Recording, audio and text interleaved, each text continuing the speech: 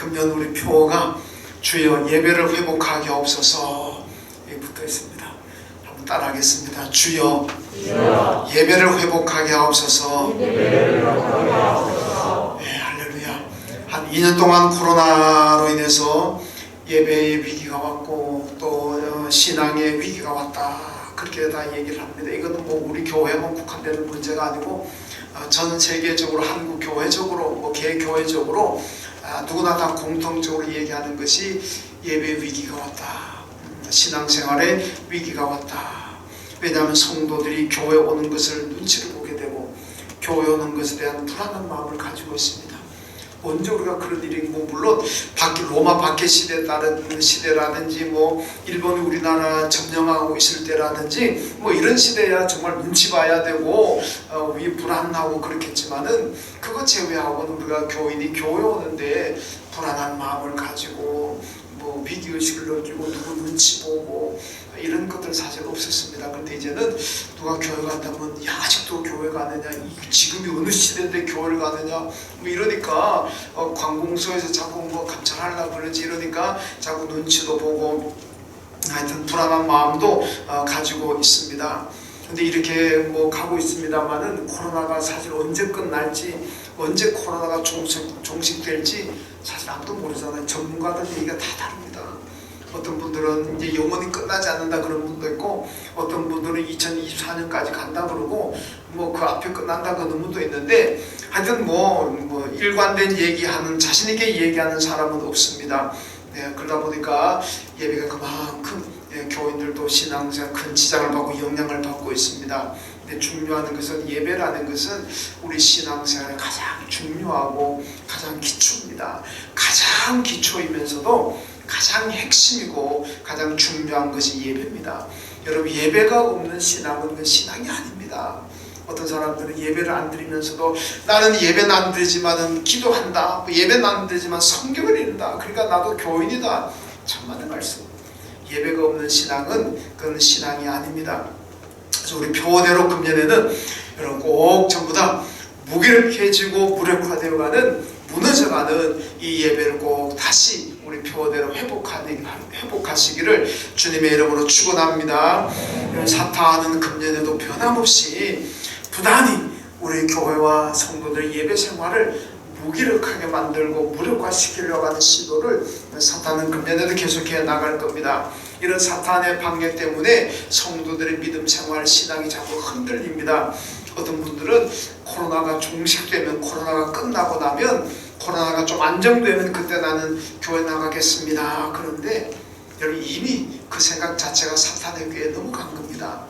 사탄의 꾀에 넘어가지 않으면은 지금 교회 나오는 거고 지금 예배 드리는 겁니다. 사탄에게 넘어가니까 사탄이 자꾸 우리한테 얘기하는 거는 야 지금 가면 불안해, 감염될지도 몰라, 끝나면가 평생 예수 믿을 건데 뭐 끝나면 조금만 참으면 되는데, 이 사탄의 달콤한 이 상황적인 얘기가 자꾸 나한테 들어옵니다. 거기에 넘어가게 되면 그래 맞아, 끝나고 가야지, 종식되고 가야지, 이렇게 되는 겁니다. 그래서 여러분, 종식되고 교회 간다 그런 생각하신 분들은 미안하지만은 이미 사탄에 넘어가 있습니다. 이 사탄은 물러가라, 예수 이름으로 물리쳐버리고 여러분 교회 오시면 하나님께서 여러분들의 건강도 지켜주시고 하나님 여러분의 모든 삶을 하나님 축복하실 줄로 믿습니다. 오늘 본문의 얘기도 바로 예배에 관한 얘기입니다. 이런 본문에 보면 예수님께서 이 사마리아 땅에 있는 수가라는 동네에 들어가셔가지고 이 사마리아 여인과 우물가에서 예배에 관해서 얘기 나누는 그런 장면, 오늘 본문입니다. 물론 이제 이스라엘은 우리나라처럼 이스라엘 다는 이제 3개 지역으로 남부, 중부, 북부를 이렇게 볼 수가 있습니다. 그러니까 우리나라의 남부에 해당하는 것이 유대 지역이고, 중부에 해당하는 것이 사마리아 지역이고, 그리고 북부에 해당하는 것이 갈릴리 지역입니다. 근데 유대인들은 이제 유대에서 북쪽 갈릴리로 가고 북쪽 갈릴리에서 남쪽 유대로 올라가려면은 중앙에 있는 사마리아 땅을 거쳐야 됩니다. 사마리아 땅을 밟아야 돼요. 근데 유대인들은 아시는 것처럼 이 사마리아 땅은 부정한 땅이다. 사마리아 사람들 만나고 접촉하는 것은 이거 부정한 일이다, 재수 없는 일이다, 이래가지고 절대로 그 땅을 안 밟습니다. 사마리아 사람들을 만나 상종도 하지 않습니다. 아주 아주 멸시해버리고 사람 취급을 안 합니다. 지금도 이스라엘 가면은 사마리아 그 지역 가면은 그 사람들 그들만의 공동체를 형성하고 삽니다. 안 나옵니다. 예루살렘에 나왔다가 걸리면 돌 맞아 죽습니다. 사마리아 사람들. 그러니까 지금도 그렇게 불쌍하게 사는 사람들인데, 근데 예수님께서 유대에서 갈릴리로 가시면서 이 사마리아 땅을 밟습니다. 일반 유대인들 같으면은 지중해로 돌아가든지 요단강 건너가지고 그 요르단 땅을 거쳐 올라가 버리든지 이렇게 하시는데, 예수님은 사마리아 땅 들어갔습니다. 그래서 이 우물가에서, 수가성 우물가에서 이 사마리아인을 만나서 이제 예배에 관한 얘기가 이제 질문이 나옵니다. 이 오늘 말씀 19절에 보면은 당신은 선지자로서이다 이렇게 얘기하죠. 어떤 면에서는 뭐 좀 메시아보다는 좀 덜한 거지만은 어쨌든간에 예수가 특별한 분이라는 걸 알게 되었습니다. 그래서 질문을 던지는 것이, 예배가 어디서 드려야 됩니까?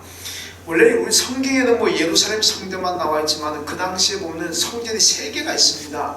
하나는 유대인들이 모여서 예배드리는 예루살렘 성전이 있고, 또 사마리아 사람들이 모여서 예배드리는 그리심산 성전이 있습니다. 또 애굽에 가서 살았던 애굽의 디아스포라들이 있죠. 유대에 흩어진 유대인들이 세워서 예배드리는 레온토폴리스라는 성전이 있습니다. 이 3가지 성전이 있었는데, 뭐 상식적으로 저마다 자기들이 드리는 이 예배 장소에서 하나님이 받으신다, 뭐 이렇게 생각하는 거죠. 그래서 사마리아 사람들은 이 그리심산 성전의 예배를 하나님 받으신다, 유대인들은 예루살렘 성전의 예배를 하나님 받으신다, 이렇게 주장하는 상황입니다. 이걸 가지고 이제 예수님께 물으니까 예수님의 말씀은 장소가 문제가 아니다. 예루살렘 성전이든 뭐 그리심산 성전이든 레온토폴리스 성전이든 어디든 들어도 상관없다. 단 신령과 진리로 예배드려라. 신령과 진리로 예배드린다면 어디서 드리든지 간에 하나님이 다 받으신다. 예수님의 결론은 바로 이겁니다. 여러분, 예배라는 게 무엇입니까? 예배는 히브리어로 말하면 아바드라는 얘기입니다. 아바드가 그 예배라는 얘기인데, 이 아바드라는 뜻이 뭐냐면 섬긴다, 영광을 돌린다, 이 뜻입니다. 그러니까 예배의 히브리적인 이 개념은 뭐냐? 하나님을 섬기면서 하나님께 영광을 올려드리는, 이게 예배입니다. 시편 29편 1절의 말씀 보면은 영광과 능력을 여호와께 돌릴지어다. 여호와의 이름에 합당한 영광을 돌리며 여호와께 예배할지어다, 이렇게 말씀합니다. 그러니까 하나님께 우리가 예배를 드린다는 것은 하나님께 영광을 돌려드리는 겁니다. 이게 무슨 얘기냐면 우리 교인들 잘 알아야 됩니다. 어떤 분들은 나는 예배 드리기 싫다, 왜 안 드리려고, 왜 싫습니까? 그러면 예배 드려도 기쁨이 없어요. 예배 드려도 은혜가 안 돼요. 예배 드려도 감격이 없어요. 그러니까 나는 예배 안 드릴래요. 여러분, 이게 큰 착각이라는 겁니다. 예배는 기본적으로 여러분, 예배 아바드란 예배 정신은 예배를 통해서 내가 기쁨을 얻고 예배를 통해서 내가 은혜 받는 게 아닙니다. 예배를 드리고 내가 감동받는 게 아닙니다. 내가 예배를 드림으로 인해서 하나님께 영광을 돌리는 겁니다. 하나님께 영광을 돌리고 하나님께 기쁨을 드리는 거, 이게 예배입니다. 우리가 하나님께 영광을 돌리고 하나님께 기쁨을 드리면 하나님께서 그 예배를 흠장하시고 받으시고 예배자들에게 축복하시는 거예요. 그 축복이 기쁨이 될 수도 있고 은혜가 될 수도 있고 감동이 될 수도 있고, 이게 예배자에게 따라오는 축복이지만 그게 1차 목적은 예배 정신은 아니라는 겁니다. 그렇기 때문에 우리는 코로나로 힘들어도 예배를 드려야 됩니다. 내가 예배 드리기 싫어도, 예배를 아무리 드려도 은혜가 안 되고 축복도 없는 것 같고 뭐 기쁨도 없는 것 같고, 그래도 예배를 드려야 돼요. 왜? 하나님께 영광을 돌리는 겁니다. 여러분, 내 만족을 위해서 예배 드린다, 그럼 자기중심적인 신앙입니다. 우리의 신앙은 철저하게 하나님 중심이어야 돼. 하나님 중심. 만약에 내 중심으로 신앙생활을 한다, 그게 무슨 신앙입니까? 그게 신앙이 아닙니다. 우리는 철저하게 하나님 중심, 예수 중심, 이 신앙을 가져야 됩니다. 그러면 어떻게 되냐? 나는 예배 드리기 싫어도, 귀찮아도, 불편해도, 그래도 예배 드려야 돼. 왜? 그게 하나님께 영광을 돌려드리는 거, 하나님께 영광을 드리는 거니까. 하나님이 기뻐하시니까 하는 거예요. 여러분, 하나님의 기쁨을 위해서 우리는 살아야 되는 거예요. 내가 싫어도 하나님 기뻐하시니까 예배 드리고, 나는 죽어도 하기 싫어도 하나님 기뻐하시니까 봉사하는 거고, 나는 싫어도 하나님 기뻐하시니까 나가서 전도하는 거고. 그래서 우리는 하나님의 기쁨을 위해서 사는 사람들이고, 하나님의 기쁨을 위해서 예배 드리고, 하나님께 영광을 올려드리기 위해서 예배 드리는 겁니다. 그러니까 우리는 어떻게 해야 되겠습니까? 코로나가 아니라 그보다 더한 전염병이 오더라도 우리는 예배를 드려야 돼요. 왜? 하나님이 기뻐하시니까, 하나님이 영광을 받으시니까 예배 드려야 될 줄로 믿습니다. 여러분, 이 코로나로 힘든 가운데서 우리가 하나님께 나와가지고 예배를 드린다면 하나님이 얼마나 기뻐하시겠습니까? 얼마나 기뻐하시겠어요? 그래, 힘든데도, 불안한 사람들은 불안하다 그런데도, 그런데도 와서 예배 드리구나. 하나님 기뻐하신다는 겁니다. 그 하나님 기뻐하시면은 또 우리 예배자에게 축복하시고, 이제 새해는 다 예배를 회복하시길 주님의 이름으로 축원합니다. 여러분, 왜 예배를 회복해야 되겠습니까? 왜 예배를 드려야 되겠습니까? 여러분, 몇 가지 잘 기억해야 됩니다. 첫째로, 하나님은 예배자를 찾으십니다. 이 오늘 본문의 내용입니다. 여러분, 오늘 본문에 보면 사마리아 여인과의 대화 가운데 예수님께서 그러잖아요. 하나님은 예배하는 자를 찾으신다, 이렇게 말씀합니다.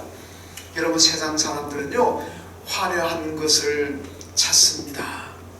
대단하고 인기 있고 능력 있는 사람들, 유명한 사람들 만나고 싶어 합니다. 그 사람들 만나면은 악수 한번 하고 싶어 하고, 그 사람들 만나면 사인 한번 받아보고 싶고. 여러분, 제가 나가면은 저한테 사인 받으러 온 사람 없어요. 제가 아무리 돌아다녀도 저한테 악수하자 그런 사람 잘 없고, 우리 교인들 만나면 악수하지만은 뭐 지나간 사람은 제가 한다고 저한테 악수하자는 사람 없어요. 왜? 저 유명한 사람이 아니니까. 별로 대단한 사람도 아니니까. 근데 만약에 여기 망포동에 연예인 한번 떴다, 유명한 연예인이 한번 떴다 그래 보세요. 막 사인해달라 그러고, 막 사진 찍자 그러고, 막 사람들 막 구름대처럼 몰려들 거 아닙니까? 세상 사람들이 찾는 거는요, 그 유명한 사람들, 인기 있는 사람들, 이런 사람들 자꾸 찾아요. 하나님은 누굴 찾으십니까? 인기 있는 사람 아니고, 돈 많은 사람도 아니고, 대단한 사람도 아니고, 하나님이 찾으시는 사람, 오늘 본문의 말씀 보면은요, 예배자를 찾으신다 그랬습니다. 예배자, 그 사람이 어떤 직분을 가지고 어떤 위치에 있고 그 사람의 삶의 환경이 어떠하든지 간 하나님 그거 따지지 않습니다. 건강하냐 아프냐, 무슨 뭐 잘생기냐 못생기냐, 배웠느냐 못 배웠느냐 아무 상관없어요.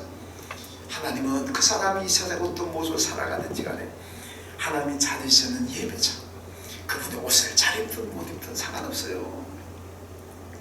머리를 몇십만짜리 하고든 몇천짜리 하고든 하나님 그 관심 없어요.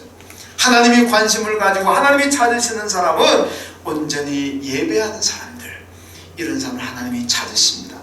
여러분, 새해 하나님이 찾으시는 그런 예배자 꼭 되시기를 주님의 이름으로 축원합니다. 시편 83편에 뭐라 그럽니까? 이 시인이요, 하나님의 성전에 있으면요, 참새도 제비도 새끼들 보금자리를 얻는다 그랬습니다. 이 성전이 얼마나 축복의 자리입니까? 교회가 얼마나 축복의 자리입니까? 참새가 와서 무슨 뭐 예배 드립니까? 제비가 와가 예배 드립니까? 그래도요, 성전에 있으면 새끼들 보금자리 얻는다. 하나님께서 축복하신다는 얘기입니다.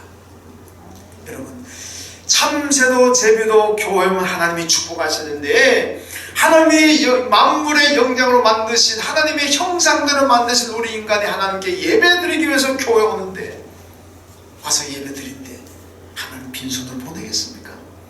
놀랍게 축복하실 줄로 믿습니다. 그래서 여러분, 새해는 하나님이 찾으시는, 감동을 드리는, 하나님 기쁨을 드리는 예배자가 되어야 하는 겁니다. 여러분 보세요. 솔로몬이 왕이 되고 난 다음에 기브온 산당에서 1000번째 제사를 드립니다. 여러분, 처음에 왕이 되었는데 얼마나 할 일이 많습니까? 이 솔로몬은요, 우리 성경적으로는 표현은 그렇게 안 하지만은 일반 역사에서 보게 되면 솔로몬은 왕자의 난을 통해서 집권한 사람입니다.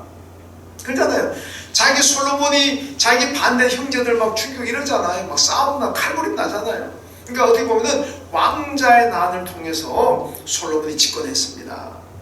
그러니까 아직 주기 초에는 반대 세력들이 있습니다. 솔로몬의 불만을 가진 사람들이 있습니다.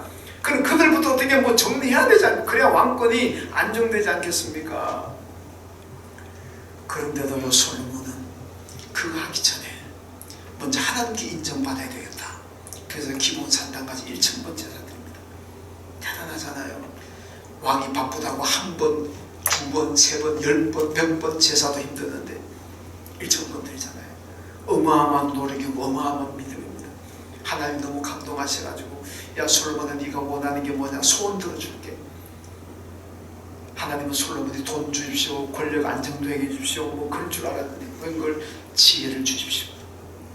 하나님을 위로 잘 섬기고 아래 땅의 백성들을 잘 섬길 수 있는 지혜가 필요합니다. 하나님 지혜를 주십시오. 다른 거 필요 없습니다. 지혜를 주십시오.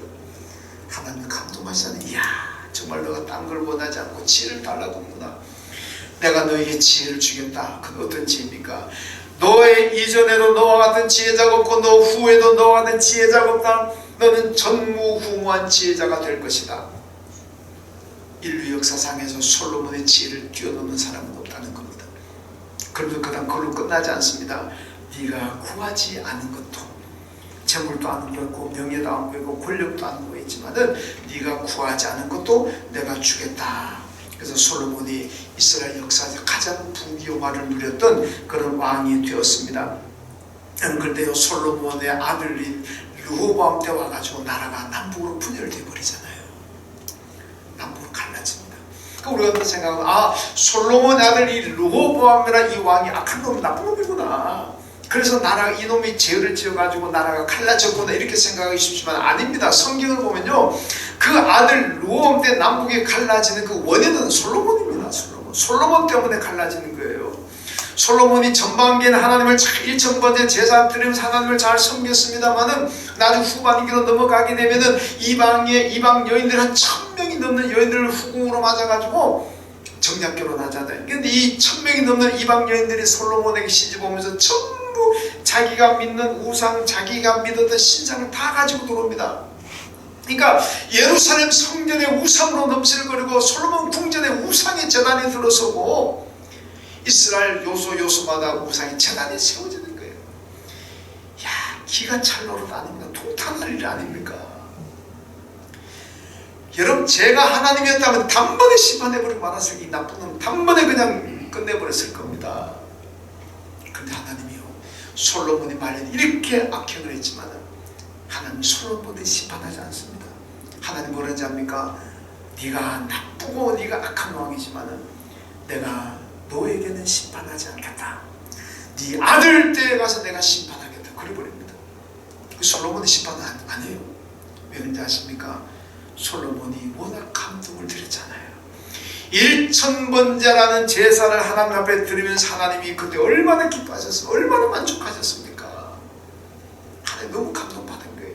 그 여운이 남아가지고 그 옛날의 그 모습이 하나님이 너무 좋으셔가지고 내가 너를 지금 심판해야 되지만 내가 참는다. 너한테는 하지 않고 미안하지만 네 아들 때 가서 내가 심판하겠다. 그 아들 때 가서 분열되어버린 거예요. 그럼 솔로몬이 그렇게 감동적으로 예배를 드니까 심판을 받아야 될 상황에서 하나님이 심판을 미루더라는 얘기입니다.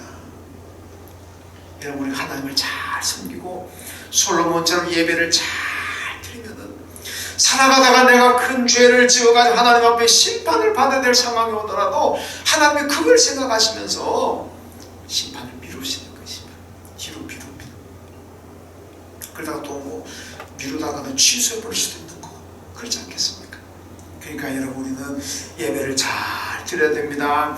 예배는 하나님께 기쁨을 드리고 감동을 드리는 신앙적인 행동입니다. 여러분 이 코로나로 힘들고 어려운 가운데서도 하나님께 예배 드린다면 하나님께서 얼마나 기뻐하시고 하나님이 얼마나 영광을 받으시겠습니까? 축복이 있습니다. 여러분 이런 어려운 가운데서도 예배 잘 드리면은 우리가 때때로 징계의 상황, 징계 받아야 할 대상이 되더라도 하나님이 미루어 주십니다. 그러므로 새해는 예배 잘 들으시기를 주님의 이름으로 축원합니다. 여러분 제가 교제하는 친구 교회가 서울에 있는데 그 유치부만 한 50명, 60명 모이는 교회입니다. 그런데요 지난번에 만나서 얘기하는데 코로나 오고 난 다음에 유치부 아이들 한 명도 안 왔어요. 60명씩 모이던 그 유치부가 아이들 한 명도 안, 2년 동안 유치부를 한 번도 못 들어가는 그 교회에서 그냥 뭐 영상으로 그냥 들고 했는데, 우리 교회 유치부는 제가 정확한 인원 모르겠습니다. 뭐 아마 15명은 안 넘을 것 같아요. 유치부 아이들 재정이. 그런데도 우리 교회 유치부는 일구들면 어떤 데는 많이 모일 때는 10명도 모인다고 그러더라고요. 얼마나 대단히 아이들 지 스스로, 유치부 아이가 지 스스로 옵니까? 아니잖아요. 엄마 아빠의 손잡고 오잖아요. 그렇게 유치부가 많이 온다는 건 엄마 아빠의 믿음입니다. 엄마 아빠가 오니까 오지, 아니면 유치부 아이들 어떻게 지원사들 교회 오겠습니까? 그래서 제가 그분, 우리 교회는 정말 너무나 참 열심히구나. 우리 교회 엄마 아빠들 참 열심히구나. 이런 열심 있는 예배자를 하나님께서 보실 때 기뻐하시고 하나님께 감동이 된다는 말씀입니다. 여러분, 그러므로 이 새해에는 여러분 어렵고 힘들겠지만은 여러분 예배를 잘 회복하십시오. 왜냐? 하나님이 예배자를 찾으시기 때문에. 뭐 때문에 찾겠습니까? 꿀밤 주려고 찾겠습니까? 축복 주시려고. 새해 예배 회복하셔서 하나님께 축복 많이 받으시길 주님의 이름으로 축원합니다. 그 다음 두 번째로, 예배는 하나님의 창조의 목적이기 때문에 예배를 드려야 됩니다. 이사야 43장 보면요, 이 백성은 내가 나를 위하여 지었나니 나를 찬송하게 하려 함이라, 이렇게 말씀합니다. 하나님께서 왜 우리를 지으셨습니까? 예배를 받으시려고, 찬송을 받으시려고. 하나님께서 여러분들을 왜 세상에 보내셨겠습니까? 왜 많은 사람들 가운데 우리를 하나님의 자녀로 선택하셨겠습니까? 예배를 받으시려고, 찬송을 받으시려고. 그러므로 여러분, 예배와 찬송은 창조의 질서입니다. 예배를 드리지 않는다는 건 창조의 질서를 파괴하는 것이고 창조의 질서를 깨버리는 겁니다. 여러분이 창조 신화 얘기가 뭐 나라마다 여러 개 있습니다만은 제가 두 가지만 소개해 드린다면은, 바벨론에서 나왔던 창조 신화가 이 에누마 엘리시라는 건데, 여러분 여기 보면요, 이 신들이 그 인간을 창조하는데 왜 창조하느냐? 이 신들이 고등, 이 하이 레벨에 있는 신이 있고 이 열등한 신들이, 하등 신들이 있습니다. 근데 하등 신들이 신전의 일을 다 도맡아내는데 너무 힘들거든. 어느 날 데모를 일으켰어. 왜 우리만 일 시키냐? 니들도 일 좀 해라. 막 데모 일으키니까 나중에 이제 그 고등신들이 모여가지고 어떻게 하면 좋겠냐? 인간을 만들자. 인간을 만들어가지고 신전의 노예로 써먹자. 그 인간을 만들었어요. 또 하나는 메소포타미아에서 나왔던 그 아트라카시스라는 이 창조신화는, 여긴 또 뭐냐면 이 메소포타미아 문명이 그 유프라데스강, 티그리스강에서 나왔잖아요. 이 강은 자꾸 세월이 가면은 강바닥이 자꾸 높아집니다. 위에서 쓸려오는 흙, 돌들이 자꾸 쌓이면서 강바닥이 높아지잖아요. 그 강바닥이 높아지면 어떻게 범람이 생기잖아요. 그 우리나라도 장마철 들어가기 전에는 보면은 포크레인들이 와서 강바닥을 자꾸 긁어내잖아요. 그 왜 그러냐면은 이 수위를 자꾸 낮춰줘야 됩니다. 그래야 강이 범람하지, 넘치질 않아요. 근데 그대로 가만둬 버리면은 자꾸 쌓이다 보면은 물이 수위가 높아가지고 물이 결국 범람해버리잖아요. 그럼 엄청난 자연 피해가 생기는데, 그러니까 이제 옛날에도 이제 유브라데스 티그리스 강에도 그런 일이 난다는 거. 그러니까 이제 이 신들이 그 일을 하는 거예요. 신들이 유브라데스 강의 흙을 파내고 티그리스 강의 흙을 파내고, 왜 지네들도 먹고 살게 되니까. 그 오늘 하다 보니까 이게 우리가 신인데 뭐 이딴 짓을 하고 있나? 우리가 또 신인데 우리가 말고 딴 거 어떻게 좀 시키자. 그래서 연구해낸 게, 그럼 사람을 만들자. 사람 만들어가지고 이 강 바닥에 흙을 긁어내는 일을 시키자. 노예로 부르자는 거 아닙니까? 그래서 이 메소포타미아 창조 신화에서는 인간을 만듭니다. 왜? 목적이 뭐냐? 이 강바닥 드러내게 하려고. 여러분, 이렇게 바벨론이나 메소포타미아 신화에서는요, 다 사람을 만드는 목적이 노예로 부려먹기, 종으로 부려먹기 위해서. 하나님 우리 왜 만드셨습니까? 예배하려고. 차원이 물론 뭐 있지도 않은 얘기고 신화는 신화입니다만은, 어쨌든 간에 여러분, 그들 신하지만은 인간을 노예로 부려먹기 위한 것이고, 하나님은 우리를 노예로 부려먹으려고 하는 게 아닙니다. 우리에게 예배를 받으시고 찬양을 받으시고, 그리고 우리를 축복하시기 위해서. 그래서 우리를 만드셨다 그렇게 말씀하고 있습니다. 여러분 어디 그것뿐입니까? 하나님은 우리에게 구원을 주고 영생을 주셨습니다. 하나님은 우리가 만들어놓고 아무것도 하지 않은 분은 아닙니다. 엄청나게 많은 일을 행하십니다. 구원주자 영생을 주잖아요. 그뿐만 아니라 오늘도 우리가 하나님 앞에 나와서 간절히 기도하면 하나님은 우리 기도 응답하십니다. 부르실 때마다 내가 여기 있다 말씀한다 그러잖아요. 우리 안민희 권사님 제 얘기 좀 하겠습니다. 오늘 기도도 은혜롭게 하셨는데 우리 안민희 권사님은요 딸이 셋이고 아들이 하나입니다. 1남 3년들. 근데 자녀들이 믿음 생활을 엄마만큼 잘 안 합니다. 가끔씩 이제 잊어버리면 한 번씩 나오고 이제 그런데. 근데 그 딸들이 자녀들이 그렇게 교회는 열심히 안 다니지만 딸들이 항상 하나 고백하는 게 뭐냐? 우리 엄마는 기도하면 기도한 대로 다 된다. 이건 인정한답니다. 왜? 자기들이 살아오면서 보니까 엄마가 기도한 대로 다 되거든. 그러니까 뭔 일만 해서 엄마 기도해달라. 자기들은 교회 생활도 잘 안 하는데 잘 안 하면서도 뭔 일만 해서 엄마 기도해달라. 그 엄마가 기도하면 다 된다. 이겁니다. 그 자녀들은요 우리 엄마가 기도하면 다 된다. 이 믿음 가지고 있대요. 예, 둘째 딸이 결혼해 9년 동안 애가 없었어요. 애가 없었는데 그러니까 우리 권사님이 새벽에 한 번도 안 빠져요. 생각 없이 기도하는 권사님인데 권사님이 어느 날 기도하면서 하나님 우리 딸 아기가 없는데 9년 동안 아기가 없습니다. 아기 주세요. 근데 어느 날 기도하는데 하나님께서 야 줬는데 뭐 자꾸 달라 그냥 그러시더래요. 이상하나? 딸들은 아무 얘기가 없는데? 그래서 둘째 딸한테 가지고 야 너 아기가 안 됐냐? 그랬더니 그 딸이 깜짝 놀라. 어떻게 알았냐? 내가 엄마한테 얘기도 안 했는데 어떻게 알았냐? 야 하나님 기도하니까 하나님 가르치시더라. 그러니까 딸이 깜짝 놀라. 예, 큰딸이 작년에 결혼했습니다. 미안하면 나이 얘기해가지고 큰딸이 39에 좀 늦게 결혼했잖아요.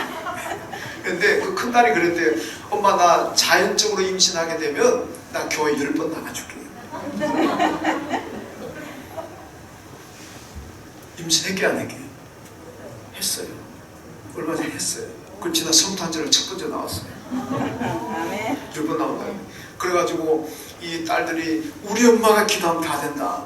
우리 엄마 기도하면 다 된다. 그래서 10번 나온다고 나오면 아마 평생 나오게 될 줄로 믿습니다. 네. 여러분 하나님 이렇게 기도하면 응답해 주시는 거예요. 내일부터 우리 자녀 위한 기도이잖아요. 제가 왜 얘기 꺼내겠습니까? 그 다음 얘기. 내일부터 자녀 위한 기도입니다. 여러분 자녀 위해서 기도하십시오. 기도하시면 뭐 안곤사님의 자녀만 하나님 들어주시겠습니까? 안곤사님이 하나님만은 아니잖아요. 우리 모두의 하나님이십니다. 여러분 자녀에서 기도하면은 하나님 다 들으시고 응답하실 줄로 믿습니다. 출애굽기 6장 보면 십계명을 주게 하나님 말씀하셨습니다. 나는 너희를 애굽 땅 종되었던 집에서 인도하여 낸 너희 하나님 여호와라. 그러므로 너희는 이제부터 내 말에 순종하고 나를 잘 섬기라. 이렇게 말씀은 십계명 쫙 주잖아요. 하나님은 아무것도 안 하시고 말로만 가지고 나를 섬겨라 그런 분이 아닙니다. 이스라엘을 종되었던 땅에서 인도하여 내시고 가나안 땅을 주신 하나님이십니다. 얼마나 놀라운 걸 하십니까? 그러면서 너희는 나만 믿고 나만 섬겨라 그렇게 말씀합니다. 이방의 신들은 아무것도 하는 것이 없습니다. 그러나 하나님은 이스라엘을 구원하셨고 오늘 우리를 구원하기 위해서 독생자 예수를 세상에 보내셨고 그 예수를 믿는 우리에게 구원과 영생을 주셨습니다. 그 하나님을 우리가 예배하고 찬양하는 것은 당연한 겁니다. 여러분 이 은혜, 이 축복 생각하시면서 새해 예배 다 회복하시고 창조 지시를 따라서 하나님을 찬양하며 사시길 주님의 이름으로 축원합니다. 그 다음 세 번째 하나님 예배는 하나님과의 계약이기 때문에 반드시 드려야 됩니다. 시편 50편 5절에 보니까 나의 성도들 내 앞에 모으라 그들은 제사로 나와 언약한 이들이니라. 하나님과 이스라엘의 관계는 어떤 관계입니까? 언약의 관계입니다. 계약의 관계입니다. 계약을 맺으시면서 하나님께서 이제는 나는 너의 하나님이 되고 너희는 내 백성이 되리라. 이게 여러분 계약의 내용이잖아요. 이제부터 나는 너의 하나님 되고 너희는 내 백성이 될 것이다. 하나님과 계약을 맺어 언약 관계가 들어갑니다. 여러분 하나님과 계약을 맺으면 계약의 내용이 뭡니까? 하나님이 그들을 보호하신다는 겁니다. 계약을 맺었기 때문에 이스라엘 백성들이 여러가지 시험, 환난, 고통당하게 되면 하나님이 개입하셔가지고 그들을 보호하시고 그들을 축복하신다는 얘기입니다. 여러분 이스라엘 나라가요, 제가 가끔 말씀드렸지만은요, 그 요충지입니다. 세계 대륙이 만납니다. 아시아, 아프리카, 유럽이 만나는 중심 지점입니다. 이런 문화가 만나요. 메소포타미아, 남쪽의 이집트 문화가 충돌하는 곳입니다. 북쪽의 제국들이 남쪽의 이집트를 침공하려면 이스라엘 거쳐가야 됩니다. 남쪽의 이집트가 북쪽의 바벨론인 아시리아니 이런 제국들 침공하려고 그러면 이스라엘 거쳐가야 됩니다. 그래서 이스라엘은 항상 외국인들이 짓밟고 다니는 곳입니다. 그래서 세계에서 가장 전쟁이 많았던 곳이 이스라엘 땅입니다. 세계에서 가장 전쟁이 많았던 도시가 예루살렘입니다. 허구한 날입니다. 그러면서도 이스라엘 안 망하잖아요. 오늘까지 존재하잖아요. 그냥 비실비실 존재하는 게 아니라 전 세계 모든 과학이고 문화고 뭐 정치고 간에 유태인들이 다 가지고 있어요. 유태인들 다 조종하고 있잖아요. 대단한 민족 아닙니까? 여러분, 그 역사적인 상황을 보면 분명히 사라져야 될 민족입니다. 멸종돼야 될 민족입니다. 그런데 살아남아가지고 오늘 전 세계를 사실 리드하고 있는 민족 아닙니까? 왜 그렇습니까? 하나님이 지켜주는 거예요. 왜? 계약이 맺었으니까. 하나님께서 이스라엘과 계약을 맺었기 때문에 너희들이 어려움 당하고 환난 당할 때마다 내가 개입한다. 그리고 너희를 지켜준다. 이게 계약 관계입니다. 그러니까 보호받는 거예요. 그 계약의 내용은 예배입니다. 이스라엘은 하나님께 제사를 드리고 하나님 제사를 받으시고 그를 보호하시는 거예요. 여러분, 한미동맹이란 뭡니까? 계약이잖아요. 한국과 미국이 계약한 거 아닙니까? 만약에 북한의 김정은이가 남한을 침공한다면 미국은 자동적으로 개입합니다. 우리가 가가지고 미국 대통령 앞에 가가지고 그걸 빌면서 우리나라 좀 도와주세요 뭐 파병 이게 아닙니다. 미국은 자동으로 개입합니다. 왜? 한미동맹을 계약을 그렇게 맺었기 때문에. 계약의 내용이 한국이 어느 나라에 침공을 당하면은 미국은 자동으로 개입한다. 이게 한미동맹 내용 아닙니까? 여러분, 이스라엘이 하나님과 계약했을 바로 그겁니다. 오늘 우리도 하나님과 계약의 관계입니다. 언약을 맺고 있습니다. 그렇기 때문에 우리가 하나님과 언약 백성, 계약의 백성인데 우리가 살아가다가 가정에 어려움이 있고 일터에 어려움이 있고 가족에 어려운 거, 신상에 어려운 문제가 생긴다면은 하나님은 어떻게 합니까? 자동으로 개입하시는 거예요. 개입하셔가지고 우리 교회를 지켜주시고 내 인생을 지켜주고 가정을 지켜주고 우리 일터를 지켜주시고 왜? 계약 관계입니까? 계약이든 계약. 그 계약은 뭡니까? 예배로 맺어진 계약입니다. 무슨 돈 갖다 주고 선물 갖다 주고 계약한 것이 아니라 예배로 하나님과 계약이 맺어졌습니다. 그리고 우리도 언약의 백성, 계약의 백성입니다. 그 예배가 계약의 핵심입니다. 창세기 15장 보면 아브라함과 하나님의 계약과 계약식 체결장면이 나오잖아요. 그 방법이 어떻습니까? 짐승들로 딱 쪼갭니다. 그리고 아브라함과 횃불로 나와 있습니다는 그 하나님을 상징하잖아요. 아브라함과 하나님이 그 짐승을 딱 쪼개놓고 중앙에 둘 딱 걸어갑니다. 그런데 계약이 성립되는 거예요. 이게 아브라함 계약입니다. 그런데요, 그 메시지가 하는 게 뭡니까? 만약에 어긴다면 이렇게 쪼개진다는 겁니다. 어기면 계약을 했으니까 잘 지켜라는 거예요. 여러분, 이 어려운 시대에 하나님의 보호를 받아야 되고 하나님의 인도를 받아야 되고 하나님의 축복을 받아야 됩니다. 그렇게 하면 어떻게 되겠습니까? 계약을 잘 지켜야 돼요. 그 계약은 예배로 맺어진 관계입니다. 여러분, 우리 하나님 앞에 예배를 회복하시고 예배를 잘 들으시면은 계약 관계가 정상이 됩니다. 계약 관계가 얼마나 아름다운 계약 관계겠습니까? 그러면은 하나님은 우리가 어려움 당할 때마다 금년에도 자동으로 개입하셔가지고 우리 교회와 여러분의 개인의 인생과 여러분의 가정과 가족들과 하는 모든 일들을 하나님 지켜주시고 보호할 줄로 믿습니다. 새해 예배 잘 회복하시고 예배 잘 드시길 주님의 이름으로 축원합니다. 하나님 아버지 감사합니다. 2022년도 시작하게 하시고 예배를 회복하게 하옵소서. 이 주제 가지고 저희들이 1년을 시작했습니다. 우리 모든 이 안에 가족들 예배를 잘 회복해서 예배를 통해서 하나님께 영광을 드리고 하나님께 기쁨을 드리고 예배자가 누리는 축복을 누리게 하시고 예배자가 받을 하나님의 보호와 인도를 받는 우리 모든 이 안의 식구들 다 되게 하여 주옵소서. 예배자를 찾으시는 하나님 앞에 우리도 언제든지 간에 주님 내가 여기 있습니다. 예배 자리에 있습니다. 하나님 앞에 고백할 수 있는 저희들 되게 하여 주옵소서. 예수님의 이름으로 기도하옵나이다. 아멘.